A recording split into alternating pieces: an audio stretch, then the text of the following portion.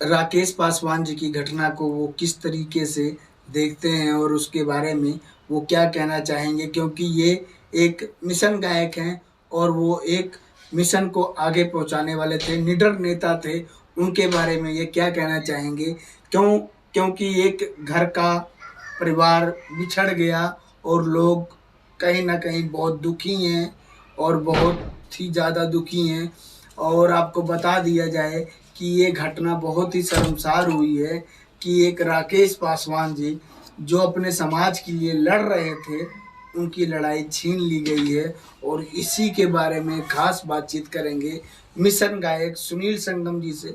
सुनील संगम जी, आपको पता ही होगा कि जिस दिन डॉक्टर बी.आर. अम्बेडकर जी की जयंती थी, उससे एक से या आधा दिन पहले राकेश पासवान जी की हत्या होती है। और वो भीम आर्मी के चीफ नेता थे और उन्होंने वैशाली जिला से सांसदीय और विधायकी का इलेक्शन भी लड़ा था, पर किसी कारणवश वो वह चीज़ हासिल नहीं कर पाए।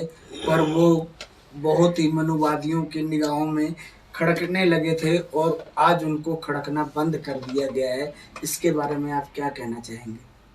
सबसे पहले तो जय भीम, नमो बुद्धाय।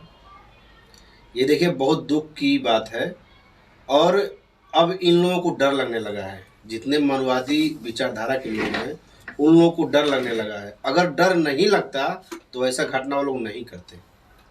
तो आप देखिए ना, अगर कोई भी दलित और पिछड़े वर्ग के बारे में आवाज उठाएगा तो क्या उनको घर में घुस के गोली मार दी जाएगी? नहीं, गोली अब तो आप देख ही रहे हैं, आप मारा ही है। तो इसका मतलब जो दलित पिछड़े वर्ग के लोग हैं, वो अपने घरों में जैसे एक चूहा अपने बिल में घुस जाता है, उसी तरीके से क्या वो भी घुस जाए? नहीं, अगर जिस तरह वो लोग काम कर रहा है, अगर उस तरह हम लोग काम करना चालू कर दें, हम लोग कानून को मानते हैं। अगर कानून को हम लोग नहीं मानते, अगर उन लोग जैसा ही काम करने लग जाए तो फिर पता चल जाएगा उन लोगों को। जी, आप लोग कानून को मानते हो, बाबा साहब को मानते हो, जहाँ भी जाओ, जहाँ भी भाषण के वो लोग कभी नहीं बोलेंगे। इसके बारे में आप क्या कहना चाहेंगे? ये तो बात आप सही बोल रहे हो। ये तो बिल्कुल सत्य है कि जितना नेता है बस अपना नेम फ्लेम पाने के चक्कर में, पब्लिक के दिलों में जगह बनाने के चक्कर में आप बहुत लोग पहुंचेंगे, लेकिन उनको न्याय मिल जाए यही सबसे बड़ी बात है। अभी आपको बता दिया है कि चिराग पासवान जी के जो चचेरे भाई हैं, प्रिंस पासवान जी, वो स्टेज से खड़े होके अनाउंस कर रहे हैं कि भैया हम राकेश पासवान जी के घर पे जाएंगे और उनके जो भी है उनके इंसाफ की लड़ाई लड़ी जाएगी। जो भी है उनको सरासर इंसाफ मिलेगा या नहीं मिलेगा, ऐसी कोई विचारधारा के साथ ये लोग जाते हैं या नहीं, आप बताइए। हमको तो नहीं लग रहा है कि ऐसा होगा, लेकिन हमको भीम आर्मी चंद्रशेखर पे भरोसा है। वो जरूर वहाँ पे जाएंगे, वो निस्वार्थ वहाँ पे जाएंगे और उनको हक जरूर मिलेगा, अधिकार उनको, जो भी इंसाफ होगा उनको जरूर मिलेगा।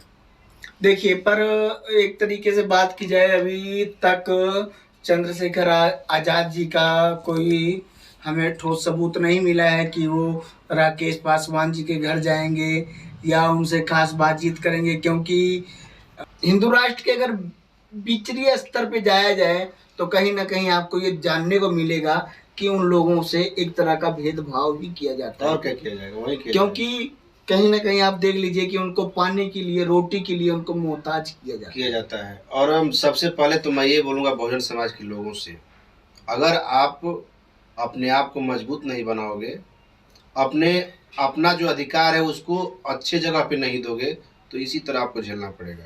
अब जिंदगी भर झेलते रहोगे फिर भी आपको इंसाफ नहीं मिलने वाला है। इसलिए कि जो सत्ता में बैठे जो लोग हैं वो सब दलाल हैं, वो चाटुकारिता करते हैं। बस अपना इस्तेमाल, आपका जो अधिकार है, बाबा साहब ने जो आपको अधिकार दिया है, वो अधिकार आप अच्छे जगह पे यूज करो और अपना नेता खुद चुनो जो आपके हित में काम करे।